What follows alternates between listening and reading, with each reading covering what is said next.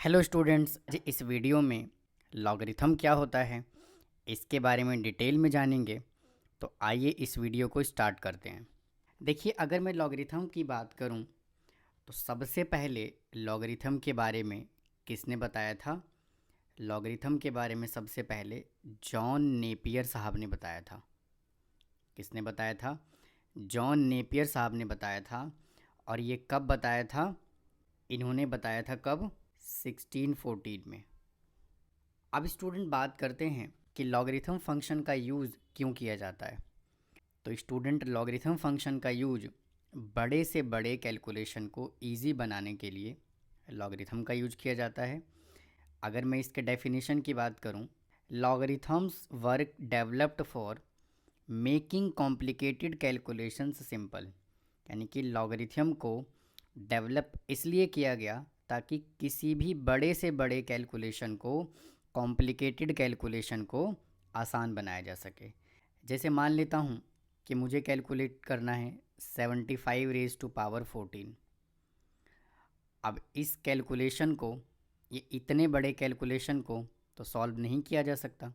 तो इन बड़े कैलकुलेशन को, इन कॉम्प्लिकेटेड कैलकुलेशन को सॉल्व करने के लिए किस चीज़ का इन्वेंशन किया गया? लॉगरिथम फंक्शन का, यानी कि लॉग का इन्वेंशन किया गया। अब देखिए, लॉगरिथम फंक्शन को समझने से पहले अगर आपको एक्सपोनेंशियल फंक्शन आता है तो आप लॉगरिथम फंक्शन को, लॉग को बहुत ही अच्छे तरह से आप समझ सकते हैं। कैसे? देखिए, मैं यहाँ पे देखिए कि एग्जांपल कंसीडर कर लेता हूँ 2 रेज़ टू पावर 3 कि अगर मैं 2 रेज़ टू पावर 3 को अगर मैं सॉल्व करता हूँ तो देखिए क्या आंसर आता है। आंसर 8 आएगा। अगर देखिए मैं इस 2 की बात करूँ तो ये क्या है? ये बेस है। और अगर मैं इस 3 की बात करूँ तो ये क्या है? पावर है। हमने देखिए यहाँ पे क्या किया? 2 है, यहाँ पे देखिए क्या है? 2, और 2 पे पावर क्या है? 3 है। यानी कि इसको सॉल्व करके क्या आंसर आया? 2 पावर 3 सॉल्व करके क्या आया? 8 आया यहाँ पर। ये जो फंक्शन मैंने कंसिडर किया था ये एक्सपोनेंशियल फंक्शन है। अब देखिए, मैं यहाँ पे एक एग्जांपल और कंसिडर करता हूँ। जैसे मान लीजिए 3 पावर 3 मैंने कंसिडर कर लिया, तो ये जो 3 है ये क्या है? इसका बेस है। और ये जो यहाँ पे 3 है ये क्या है? इसका पावर है। ये अगर मैं इसको सिंप्लीफाई करूँगा तो इसका आंसर कितना आएगा? 27 आएगा। यानी कहने का मतलब क्या है कि 3 का पावर क्या होता है? 27 होता है। और 2 पे जो पावर 3 है उसका आंसर कितना होता है? 8 होता है। ये भी एक्सपोनेंशियल है और ये भी एक्सपोनेंशियल है। अब देखिए, इनको मैं क्या करता हूँ? लॉग के टर्म में लिखता हूँ। लॉग 2 और 8 इज इक्वल टू, ये जो 2 यहाँ पे है ये मैंने यहाँ पे लिख दिया, ये जो 8 है ये मैंने यहाँ पे लिख दिया। यानी कहने का मतलब क्या है? ये जो 2 है ये मैंने यहाँ पे बेस में लिख दिया, और ये जो 8 ये सॉल्व करके आया है, ये नंबर आया सॉल्व करके। अब मैंने देखिए क्या किया? नंबर को तो मैंने यहाँ पे लिख दिया और मैंने क्या किया? बेस को मैंने यहाँ पे लिख दिया। देखिए, हमें ये बताना है कि इसको सॉल्व करके यहाँ पे आएगा क्या। तो स्टूडेंट, आपको बहुत ही सिंपल तरीका याद रखना है, सिंपल मेथड याद रखना है कि 2 पे हम क्या पावर लगाएं कि 8 आ जाए। बिल्कुल सिंपल, 2 पर हम क्या पावर लगाएं कि आंसर 8 आ जाए। तो 2 पे अगर मैं 3 पावर लिखता हूँ तो आंसर क्या आएगा? 8 आएगा। यानी कि ये जो नंबर है ये 8 आएगा। तो इसका आंसर कितना आ गया? 3। कि अब मैं इन सब को एक कंक्लूजन के फॉर्म में देखिए क्या लिख सकता हूँ। Logarithm is a inverse function of exponential. जो लॉगरिथम होता है वो एक्सपोनेंशियल फंक्शन का जस्ट अपोजिट होता है। कि कैसे अपोजिट होता है? एक्सपोनेंशियल का देखिए ये पावर है तो इसको हमने देखिए यहाँ पे लगा दिया, और ये जो नंबर है इसको हमने यहाँ पे लगा दिया। यानी कि बिल्कुल हमने क्या किया? इसको रिवर्स कर दिया। तो जो लॉगरिथम होता है वो बिल्कुल इन्वर्स फंक्शन होता है, उल्टा होता है एक्सपोनेंशियल फंक्शन का। लॉगरिथम को हम लिखते कैसे हैं? नोटेशन कैसा होता है? अगर मैं एक्सपोनेंशियल फंक्शन के नोटेशन की बात करूं तो देखिए इस तरह से एक्सपोनेंशियल फंक्शन का नोटेशन होता है। लेकिन अगर मैं लॉगरिथम फंक्शन के नोटेशन की बात करूं तो इसका नोटेशन क्या होता है, लॉग बी, और ये हमने ए लिख दिया। यानी कि ये जो ए है इसका क्या है, बेस है। इसको हम रीड कैसे करेंगे, लॉग बी विद बेस ए। इसको हम कैसे रीड करेंगे, लॉग बी विद बेस ए। उम्मीद है आपको यहाँ तक समझ आया होगा। अब आइए और आगे चलते हैं और डिटेल में इसके बारे में बात करते हैं। अब देखिए मैंने यहाँ पे कुछ एग्जांपल कंसिडर किया हुआ है। ये देखिए एक्सपोनेंशियल फंक्शन है और ये देखिए लॉगरिथमिक फंक्शन है। यानी कि कहने का मतलब क्या है कि जिस तरह से मैंने आपको अभी समझाया उसी के बेस पे मैंने कुछ एग्जांपल कंसिडर किया हुआ है। अब देखिए इसका आंसर क्या आएगा। अब मुझे एक बात बताइए, 3 पर क्या पावर होना चाहिए कि आंसर 9 आएगा, तो 2 पावर होना चाहिए। अब देखिए 3 पे क्या पावर मैं लगाऊं कि आंसर 27 आ जाए, तो यहाँ पे 3 पावर आएगा। 3 पे क्या पावर होना चाहिए कि आंसर यहाँ पे 81 आ जाए, तो 3 पे पावर कितना होना चाहिए, 4 होना चाहिए, तो ये मैंने 4 लिख दिया। सिमिलरली यहाँ पे 2 पे क्या पावर होना चाहिए कि आंसर 32 आ जाए, तो इसका आंसर कितना आएगा, 5 होना चाहिए। सिमिलरली 2 पे क्या पावर होना चाहिए कि आंसर 64 आ जाए, तो इसका आंसर कितना आएगा, 6 आना चाहिए। यानी कि बिल्कुल आप समझ पा रहे हैं कि जो लॉगरिथम फंक्शन होता है, जो लॉग होता है, वो एक्सपोनेंट का जस्ट अपोजिट होता है। इसको लॉगरिथम फंक्शन को अगर मैं आपको वापस से समझाने की कोशिश करूं तो देखिए क्या होता है, लॉग ये यहाँ पे a लिखा है और ये यहाँ पे हमने b लिख दिया। यानी कि ये जो a होगा यहाँ पे, ये क्या होगा, इसका बेस होगा, और ये जो यहाँ पे b है ये क्या होगा, नंबर होगा। एक यहाँ से फॉर्मूला जनरेट होता है, वो क्या फॉर्मूला होता है, log B A is equal to X. ये जो है ये क्या होगा, बेस होगा, और ये जो होगा वो क्या होगा, नंबर होगा। अगर मैं इसको एक्सपोनेंशियल के फॉर्म में लिखूं तो मैं कैसे लिख सकता हूँ, A raise to power X is equal to B. तो देखिए ये फॉर्मूला हमने यहाँ से एक बनाया और हमने एक फॉर्मूला हमने ये बनाया।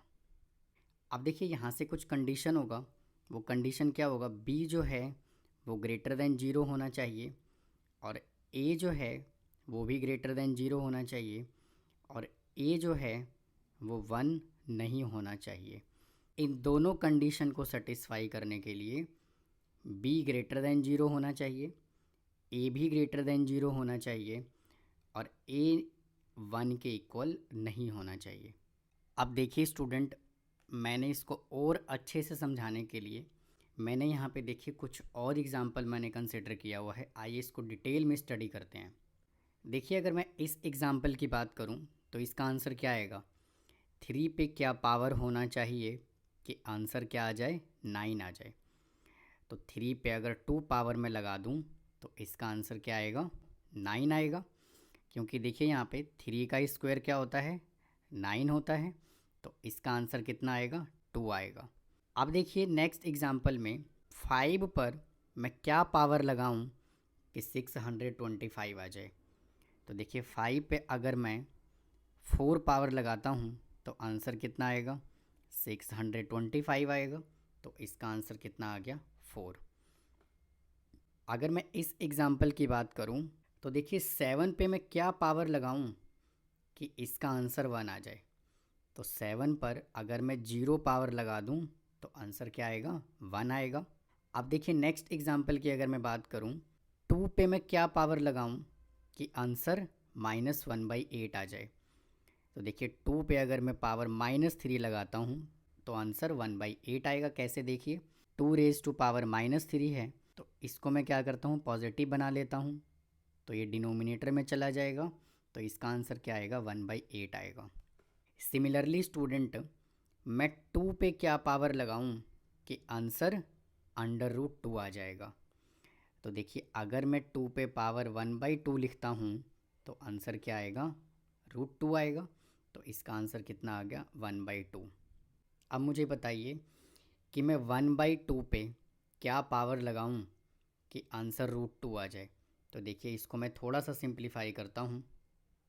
देखिए 1/2 है यहाँ पर, और इस पे मैं क्या पावर लिखूं कि आंसर क्या आ जाए, √2। तो देखिए यहाँ पे क्या है 1/2, और इस पे अगर मैं पावर -1/2 लगाता हूँ तो देखिए क्या होगा।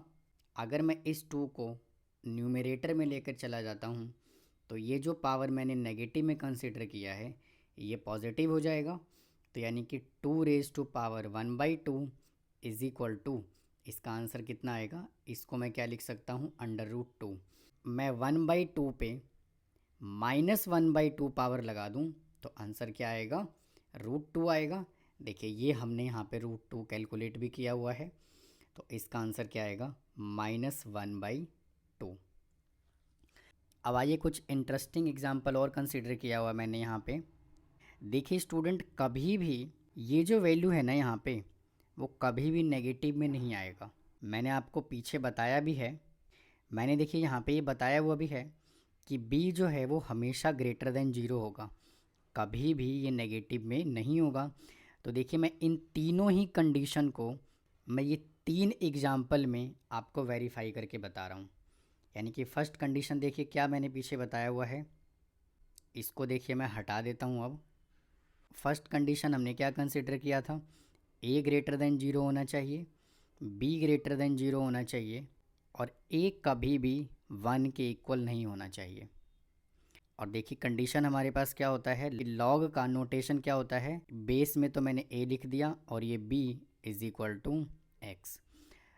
तो ये देखिए लॉग का क्या होता है, नोटेशन होता है, और इस लॉग को सेटिस्फाई करने के लिए ये 3 कंडीशन कंसिडर किया जाता है। तो आइए इन तीनों कंडीशन को हम समझते हैं डिटेल में। देखिए ये एग्जांपल मैंने यहाँ पे कंसिडर किया हुआ है। अब मुझे एक बात बताइए कि मैं 3 पे क्या पावर लिखूँ कि आंसर -3 आ जाए। अगर मैं 3 पे पावर अगर मैं 1 लिखता हूँ तो आंसर 3 आएगा, 3 पावर अगर मैं 2 लिखता हूँ तो आंसर 9 आएगा, 3 पावर अगर मैं 0 लिखता हूँ तो आंसर 1 आएगा, 3 पावर अगर मैं -2 लिखता हूँ तो आंसर क्या आएगा, 1/9 आएगा। यानी कहने का मतलब क्या है कि 3 पे मैं कोई भी पावर लगा दूँ मुझे कभी भी -3 नहीं मिलेगा, हमेशा क्या मिलेगा, पॉजिटिव नंबर ही मिलेगा। इसीलिए स्टूडेंट कभी भी ये जो वैल्यू है ये नेगेटिव में नहीं होगा, कि मैं लिख देता हूँ यानी कि नोट पॉसिबल। अब देखिए इस एग्ज़ाम्पल को हम समझते हैं कि लॉग में बेस कभी भी 1 नहीं होगा। क्यों नहीं होगा इसकी बात करते हैं। देखिए मैं 1 पे क्या पावर लगाऊं कि आंसर यहाँ पे 3 आ जाए। तो अब मुझे एक बात बताइए, अगर मैंने 1 पे पावर 2 लिखा तो भी 1 आएगा, 1 पे पावर अगर मैंने 3 लिखा तो भी 1 आएगा, 1 पे पावर मैंने -4 लिखा तो भी 1 आएगा, अगर 1 पे पावर मैंने 0 लिखा तो भी 1 आएगा। कि 1 पे अगर मैं कोई भी पावर लगा दूं तो उसका आंसर हम किसी भी सिचुएशन में 3 नहीं ला सकते।